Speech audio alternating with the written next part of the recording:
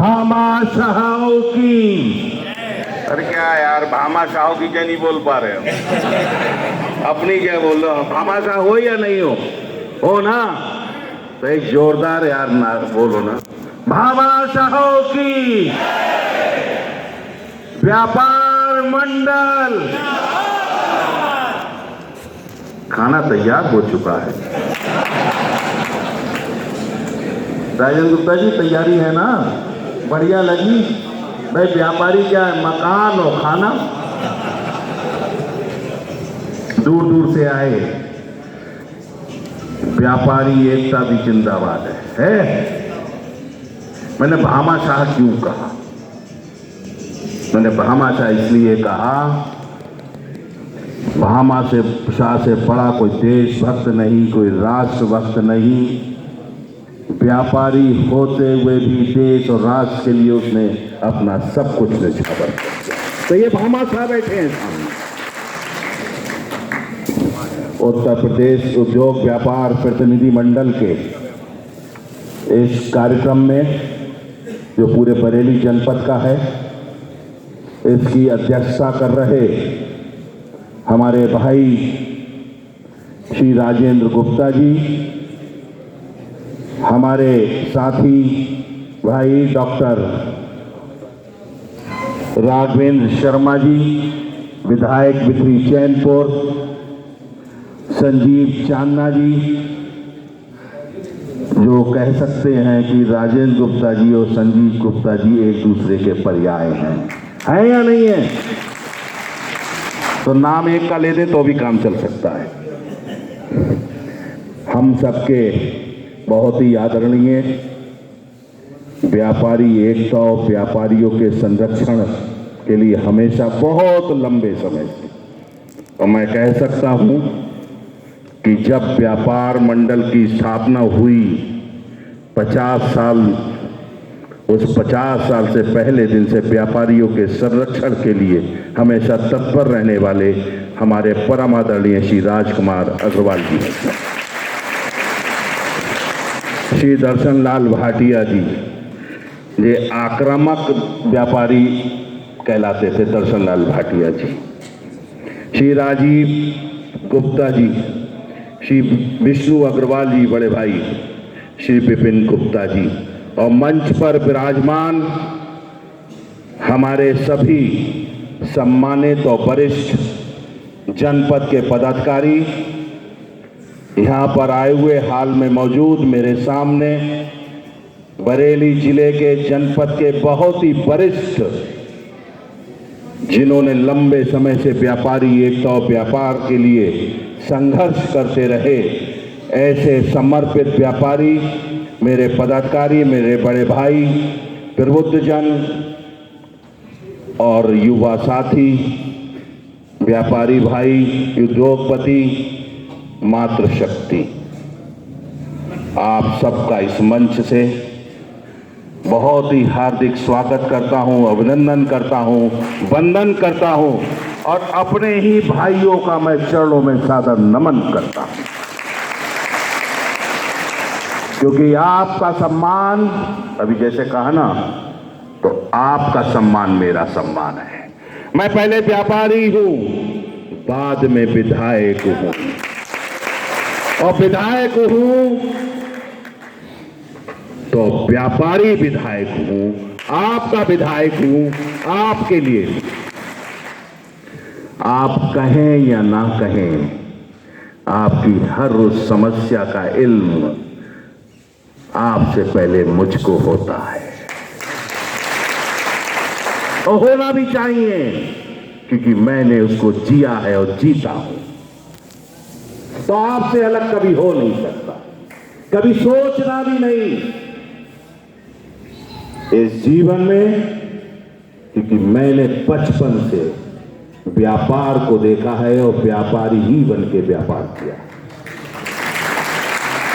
एक आदर्श के साथ, एक सच्चाई के साथ।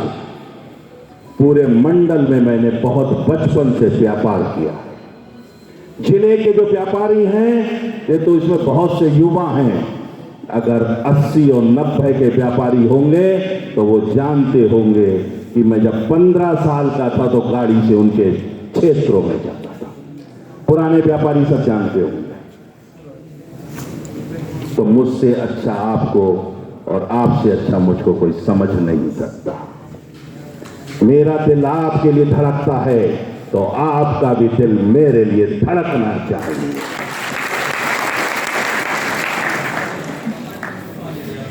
जहां तक बात अभी ताजी जीएसटी की थी, मैं भी देख रहा था, अभी राजेंद्र गुप्ता जी ने यहां से बात करी। मेरे पास भी कुछ 40-50 व्यापारी इकट्ठे होके आए थे। मैंने आप क्या चाहते? बोले साहब ये आतंक का माहौल पैदा हुआ है, वो खत्म होना चाहिए।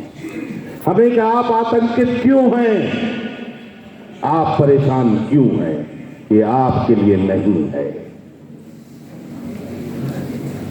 ये 95% जो ईमानदार व्यापारी है, जो जीएसटी में रजिस्टर्ड है, ईमानदारी से काम करना चाहता है, उसको कोई परेशान नहीं कर सकता। ये मेरी जिम्मेदारी है।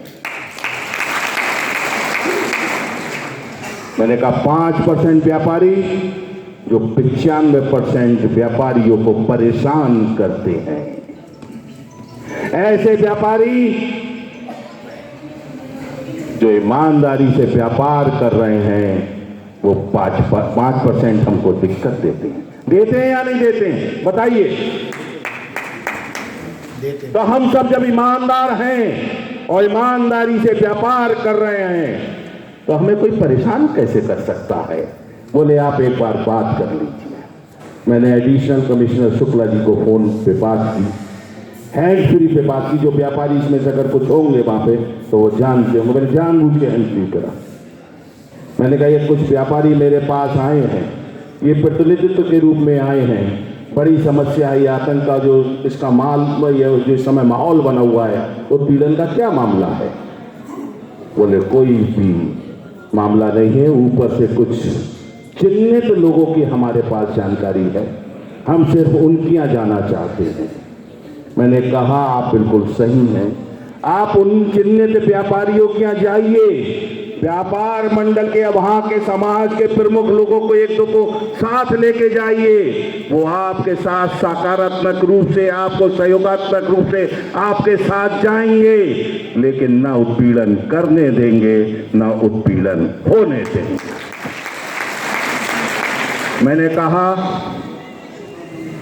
हमारे तो 95% व्यापारी ईमानदार हैं, और आपके यहां आज भी, क्योंकि ईमानदारी जिनको रास नहीं आ रही है आपके अधिकारियों को, उसमें अभी भी मनस्थिति बदलने को तैयार नहीं।